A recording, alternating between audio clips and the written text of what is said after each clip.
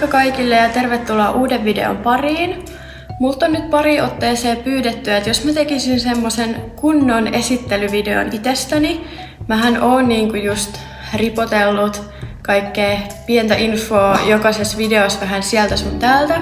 Mut mä ajattelin, että ehkä nyt olisi parempi sit tehdä tämmönen laajempi ja tiivistetympi versio. Ja miksi mä en oo aikaisemmin tehnyt tätä, niin en mä tiedä saisinko mä sanoa edes tämmöstä ääneen, mutta mä ajattelin, että juurikaan moni ei kattoisi näitä videoita, että ei niinku ihmisiä kiinnostaisi sillai. Ja mä en koskaan niinku aloittanut YouTubea sillä idealla, että mä haluan olla tosi suosittu ja saada paljon katselukertoja, että enemmänkin niinku harrastuspohjalta, mutta oon kyllä tosi kiitollinen, että mä oon saanut niin paljon katselukertoja. Joo, joku voi olla sillä, että mulla on tyyliin vaan 1000 katselukertaa per video, mutta mä siis itse oletin, että mulla olisi tyyliin joku 20, niin mä en ole oikein itsekään pysynyt tässä perässä, että mistä ne kaikki on tullut. Mutta haluan kiittää teistä jokaista, että te olette kattonut. Ja sit etenkin aina kun mä oon saanut palautetta, niin se on ollut tosi ystävällistä, tosi rakentavaa. Ja huomaa, että siellä on tosi järkeviä seuraajia ja teillä on tosi hyvät sosiaaliset taidot, että te osaatte antaa rakentavaa palautetta, joten uploadit ja kiitos siitä. Mun nimi on siis Vilhelmiina. Mä oon 25-vuotias ja täytän syksyllä 26.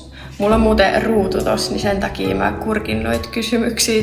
Et jos te ihmettelette, että mitä mä katon horoskoopilta, niin olen neitsyt ja fun fact, en usko kyllä horoskooppeihin, mutta mä melkein joka päivä luen niitä ja melkein aina ne pitää paikkansa. Ja opiskelusta oltiin jonkun verran kiinnostuneita. Aikaisemmalta koulutukseltani mä oon lähihoitaja.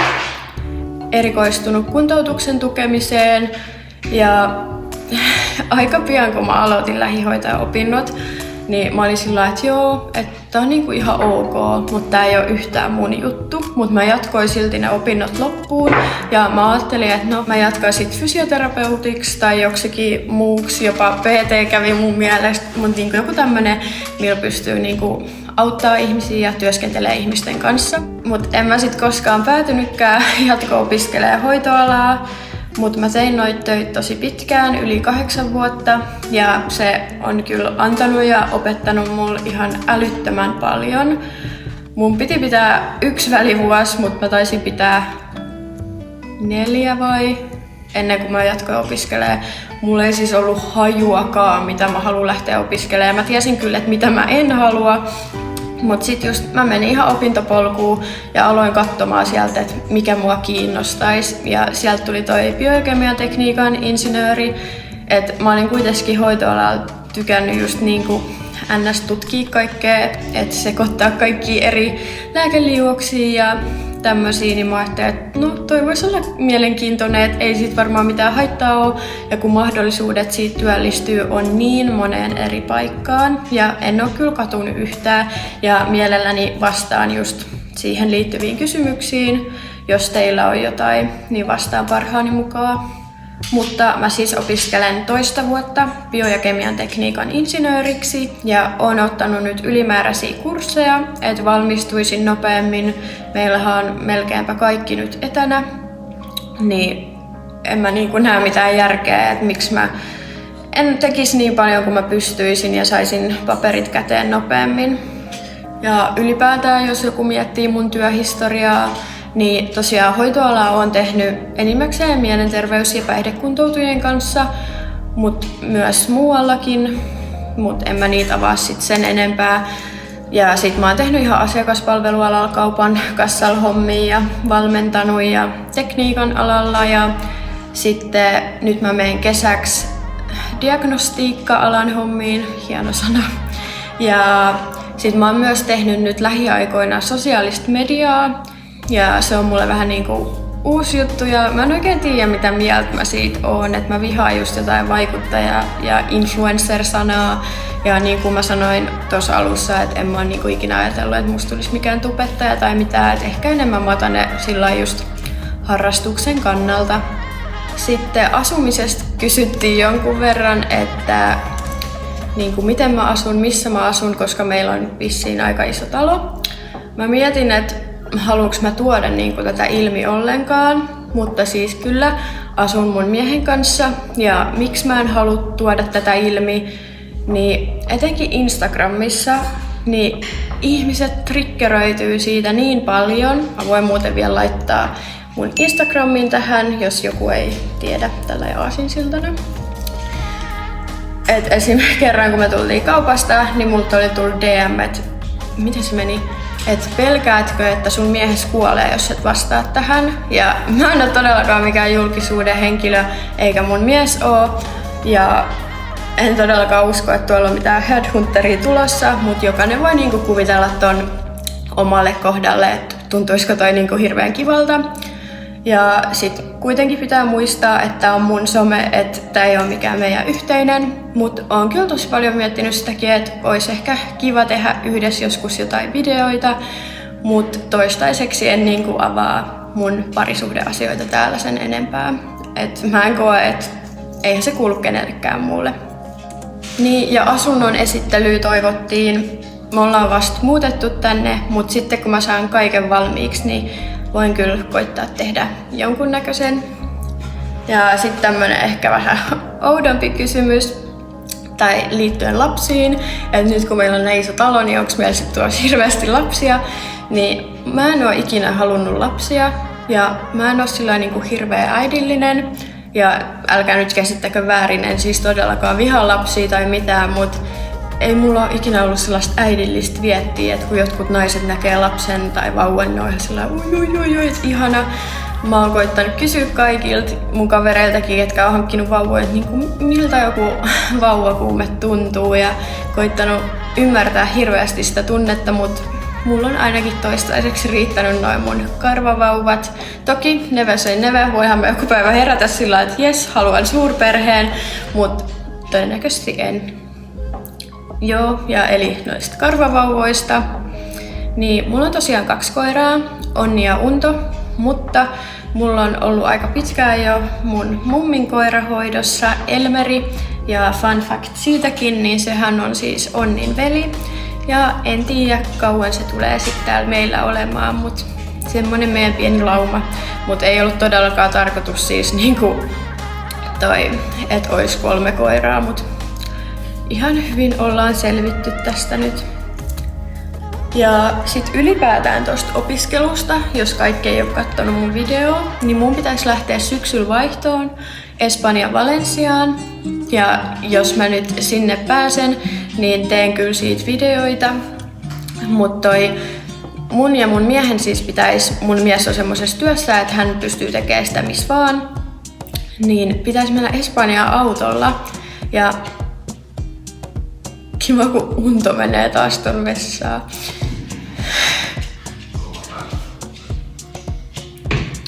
Espanjaan autolla ja mä en oo siis hirveästi niinku perehtynyt mihinkään tietulleihin ja eri maan bensoihin ennen kuin nyt. Jos joku tuntee Ilon Siekkisen, niin hän meni autolla Espanjaan. Ja miksi mä tulin tähän päätökseen? Niin etenkin kun toi lentäminen on aika epävarmaa nyt ja myös se hintataso. Nimittäin sehän aina maksaa erikseen, jos sä lennät, niin totta kai jos niin kuin minä ja mun mies se maksaa erikseen, plus koirat se maksaa erikseen, plus kaikki tavarat maksaa erikseen, niin mä katsoin jotain blogeja, mitä mä löysin netistä, niin siellä oli semmoista hintahaarukkaa, okei, ne oli jotkut useamman vuoden vanhoja, mutta about niin kuin tietullien ja bensojen suhteen, niin se maksaisi noin 500 € ajaa sinne, eli ihan järkyttävän halpa.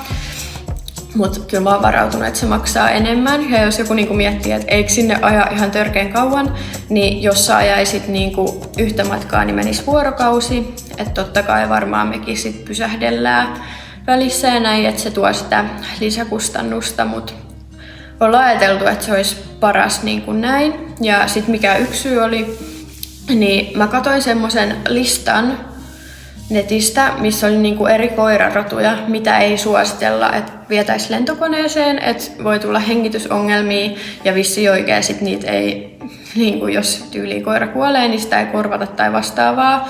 Ja mä kyllä oon tosi monesta sihuryhmässä just Facebookissa ja siellä on tosi moni sihuja, jotka lentää ja munkin koirat on terveitä ja eli niinku en ole ikinä kuullut, että olisi sattunut mitään. Mutta mä ajattelin, että jos on joku pienikin riski, niin en mä halua ottaa sitä. Joku on tämmönen vaihtoehto, niin miksei sit menisi autolla. Sitten hirveästi mä en mun raha-asioitani täällä avaa, koska se ei kenellekään kuulu, mutta välillä just etenkin Instagramissa tulee, että niinku, onko sulla sugar daddy tai pappa betalar tai vastaavaa. Niin kuin mä sanoin, mä oon aika nuori, tehnyt paljon töitä. Parhaillaan silloin kun mä opiskelin ammattikoulussa, niin 3 eri työtä samaan aikaan. Että se mun viikonloput saattoi olla sillä, että aamulla mä olin eri paikassa töissä ja illan eri paikan töissä. Ja viikonloput mä olin töissä ja juhannuksen mä olin töissä ja jouluaaton mä olin töissä. Että jos niinku moni ei näe sen somekuplan läpi, niin kyllä mä oon saanut ihan tehdä töitä näiden asioiden eteen.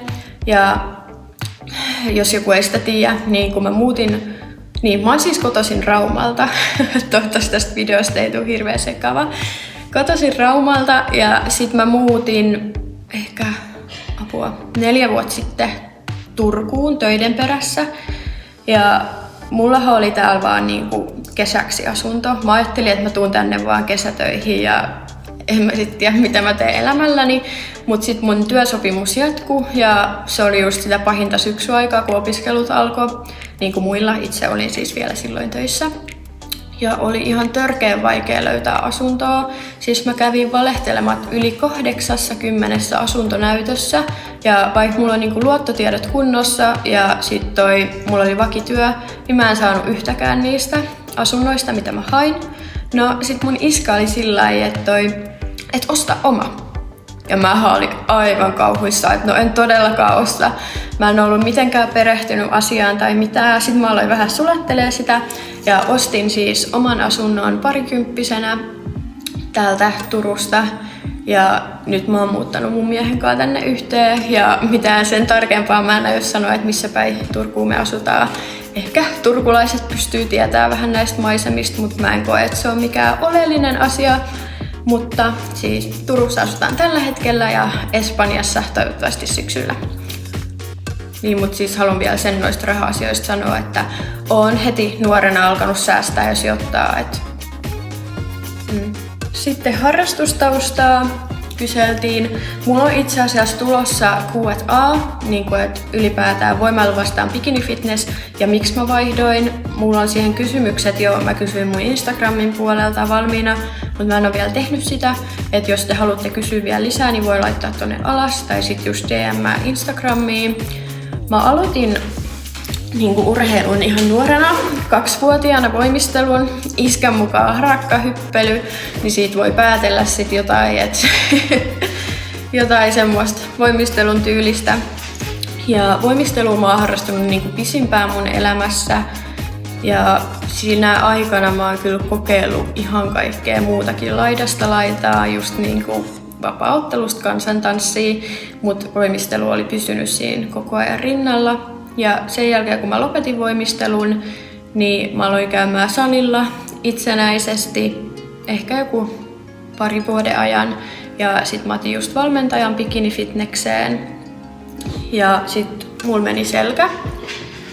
Siis ei tapahtunut mitään mistä se olisi mennyt. Mulla on vaan äärettömän huonot geenit. Et melkein kaikki mun suvusta on jouduttu selkäleikkaamaan useampaan otteeseen ja sit just hoitoala ja tommonen kuormitus niin ei ehkä ole ihan paras mahdollinen.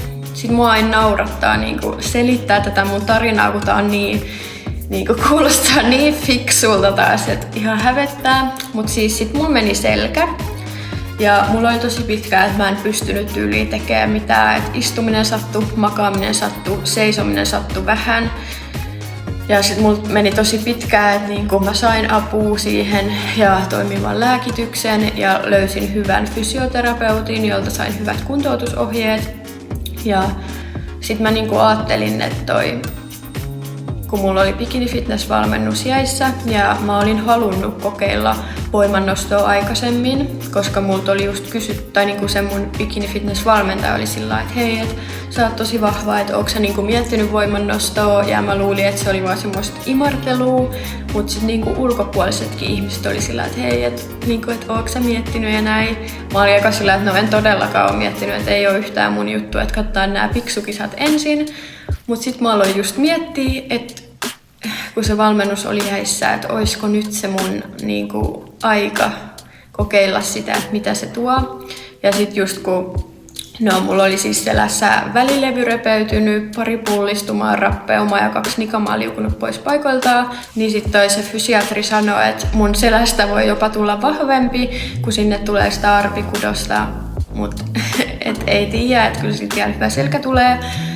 No sit mä aloin just kiinnittää enemmän huomioon kaikkea ergonomiaa ja korea ja vastaavaa. Ja sit mä löysin eri valmentajan voimannostoa ja aloin kokeilla sitä ja sille tielle jäin. Kyllä mä oon siis miettinyt sitä, että niinku haluaisin kisata vielä joskus bikinifitneksessä. Mut mä koen, että mulla ei ole kovin hyvät geenit siihen lajiin. Mut mä kerron näistä sit lisää siitä Q&A:ssa, mut nyt kisaan voimannostossa. Ja mitä tää mun kanavan sisältö niinku on? No mä ajattelin, kun mä kysyin just Instagramissa, että kun tosi moni tubettaja niinku tekee fitneksestä ylipäätään semmoista lifestyle-tyyppistä, että haluaisitteko te nähdä niinku enemmän voimannostoon liittyvää, koska mä en ole ainakaan nähnyt, että suomalaiset tekis semmoista, ja en kyllä hirveästi ulkomaalaisiakaan. Niin mä ajattelin, että ehkä jos ihmisiä kiinnostaa, niin miksi mä en näyttäisi mun elämää, ja ihmisiä kiinnosti, ja se oli se syy, miksi mä tämän kanavan aloitin. Myöskin voimannostossa on sillä aika vähän naisia, niin se olisi kiva, jos mä pystyisin inspiroimaan tai auttamaan toisia naisia, jos te haluaisitte joskus kisata, niin ehdottomasti kannattaa. Mut siis tää kanava painottuu enimmäkseen just voimannostoon ja lifestyleen.